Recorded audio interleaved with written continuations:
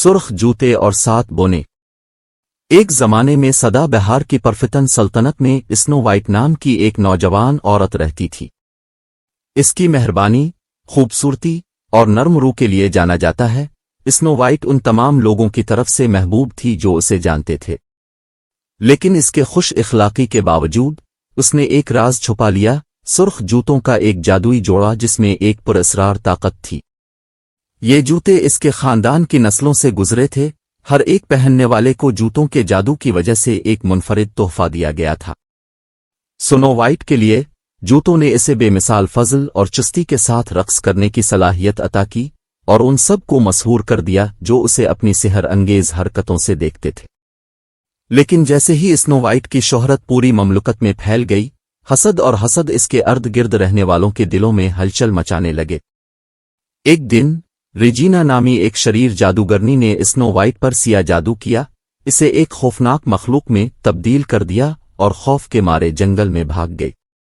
کھوئے ہوئے اور اکیلے سنو وائٹ جنگل میں گہرائی میں بسی ہوئی ایک کاٹیج سے ٹھوکر کھا گئی، 7 بونوں کا گھر جنہوں نے کھلے بازوؤں سے اس کا استقبال کیا۔ ہر بونے کے پاس اپنی منفرد شخصیت اور صلاحیتیں تھیں، نرم دل باشفول سے لے کر آگ بگولا بدمزاج تک۔ اسنو وائٹ اور بونوں نے مل کر لعنت کو توڑنے اور سنو وائٹ کو اس کی حقیقی شکل میں بحال کرنے کے لیے ایک خطرناک سفر کا آغاز کیا۔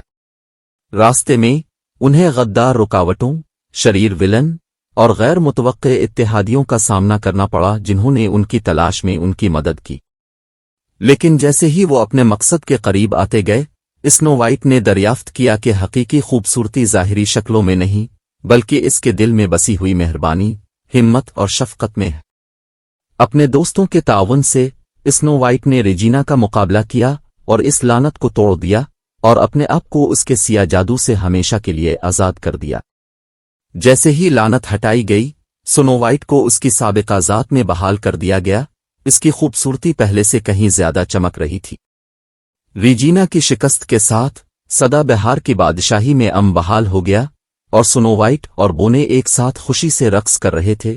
ان کے دل خوشی سے بھرے ہوئے تھے اور دوستی کے بندھن کے لیے شکر گزار تھے جس نے انہیں ان کی تاریک گھڑی سے گزارا تھا۔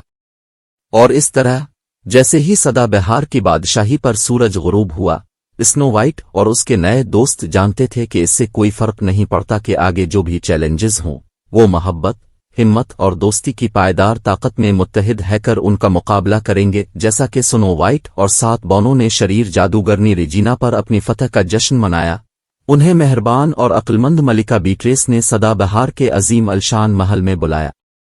ملکہ بیٹریس نے سنو وائٹ کی بہادری کے بارے میں سنا تھا اور اس کے اعزاز میں اسے ایک عظیم الشان گیند سے نوازنے کی خواہش ظاہر کی تھی۔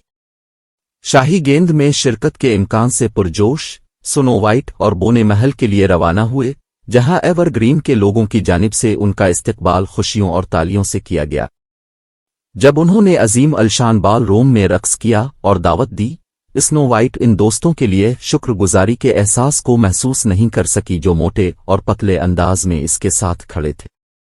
لیکن جیسے جیسے رات ڈھل رہی تھی، محل پر ایک گہرا سایہ پڑ گیا اور سنو وائٹ نے محسوس کیا کہ خطرہ قریب ہی چھپا ہوا ہے۔ اچانک دروازے پھٹ گئے اور ریجینا بال روم میں گھس گئی، اس کی آنکھیں غصے سے بھڑک رہی تھیں۔ اسنو وائٹ سے بدلہ لینے اور اپنی کھوئی ہوئی طاقت کو دوبارہ حاصل کرنے کے لیے پرعزم، ریجینا نے محل پر ایک طاقتور لعنت بھیجی، ہر ایک کو اپنے اندر پھنسایا اور بادشاہی کو اندھیرے میں ڈال دیا۔ اپنے وفادار بونوں کی مدد سے سنو وائٹ نے ریجینا کے سیاہ جادو کا بہادری سے مقابلہ کیا، لیکن ایسا لگتا تھا کہ تمام امیدیں ختم ہو گئی ہیں۔ بس جب ایسا لگتا تھا کہ ریجینا جیت جائے گی، روشنی کی ایک کرن تاریکی میں چھید ہوئی، بال روم کو اپنی سنہری چمک سے منور کر رہی تھی۔ یہ سرخ جوتے تھے، وہی جادوئی جوتے جن کے بارے میں سنو وائٹ کا خیال تھا کہ وہ ملعون ہے۔ جوتوں کی حقیقی طاقت کا احساس ان کے جادو کرنے کی صلاحیت میں نہیں تھا بلکہ امید اور ہمت کو متاثر کرنے کی صلاحیت میں۔ سنو وائٹ نے ان پر پھسل کر اپنی پوری